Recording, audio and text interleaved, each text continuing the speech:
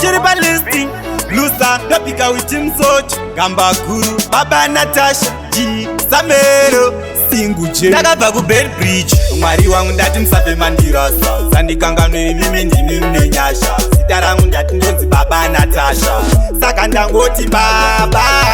musandisiye ndekandorasika kunyangwe pandinofara kana mukandisiya ndekandofarisa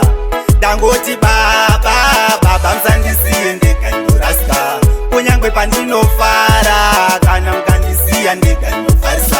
baba wangu wekudenga denga nzira yangu haifambike nemakomba baba navenyu pane vamwe vanondivenga vakasika vari vanhu asi vapanduka munhu akasikwa ari munhu avashumba kuita on off kuzvita tabuka kunge bhazuka ini ndachamuka ndabuka kurasa unhu hwechinhu kuzviita shumba saka ndangoti baba musandisiye ndekarasa kunyangwe pandinofara kana mukandisiya ndekarasa ndangoti baba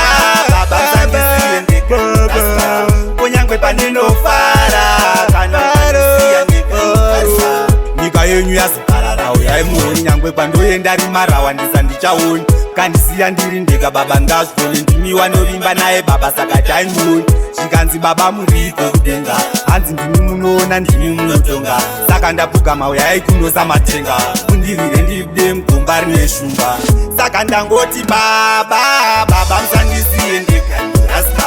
kunyangwe pandinofara kana mukandisiya ndekandofarisa ndangoti baba musandisiye ndekandorasika kunyangwe pandinofara kana mukandisiya ndekandofarisa baba wangu wekudenga denga nzira yangu haifambike nemakomba baba navenyu pane vamwe vanondivenga vakasika vari vanhu asi vapanduka munhu akasikwa ari munhu avashumba kuita on off kuzvita tabuka kunge bhazuka ini ndachamuka ndabuka kurasa unhu hwechinhu kuzviita shumba saka ndangoti baba musandisiye ndekarasa kunyangwe pandinofara kana mukandisiya ndekarasa ndangoti baba musandisiye ndekarasa kunyangwe pandinofara kana mukandisiya ndekarasa nyika yenyu yazoparara uyai muoni nyangwe pandoenda rimarawa ndisandichaoni kandisiya ndiri ndega baba ngazvigone ndimi wanovimba naye baba saka taimuoni zvikanzi baba muriko kudenga hanzi ndimi munoona ndimi munotonga saka ndapfugama uyai kundosamatenga kundirire ndiribude mugomba rine shumba